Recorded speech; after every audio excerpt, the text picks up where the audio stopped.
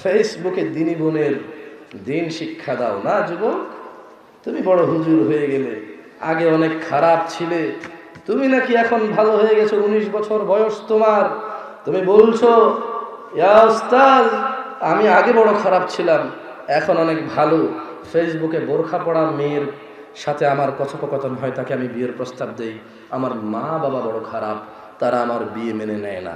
যুবক, তুমি ভালো হলে মেয়ের সাথে কিভাবে কথা বলো? যুবক, যুবক তুমি কিভাবে গোপনে কোন মেয়ের সাথে আলাপচারিতায় মেতে ওঠো?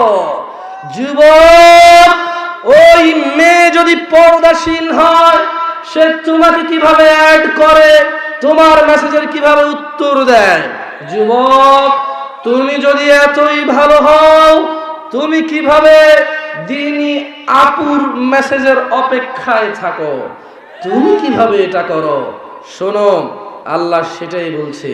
তারপর এদেরকে ফিরিয়ে নেওয়া হবে যিনি অদৃশ্য এবং দৃশ্যের জ্ঞানের মালিক, ওদের দিকে, এবং জানিয়ে দেওয়া হবে এদেরকে কম্বলের নিচের অপরাধ, জানিয়ে দেওয়া হবে এদেরকে বাঁশ বাগানের অপরাধ, জানিয়ে দেওয়া হবে এদেরকে গাড়িতে, বাড়িতে, হোটেলে, কোথাও ঘুরতে গিয়ে, ট্যুরিজমে জানিয়ে দেওয়া হবে এদের অপরাধ।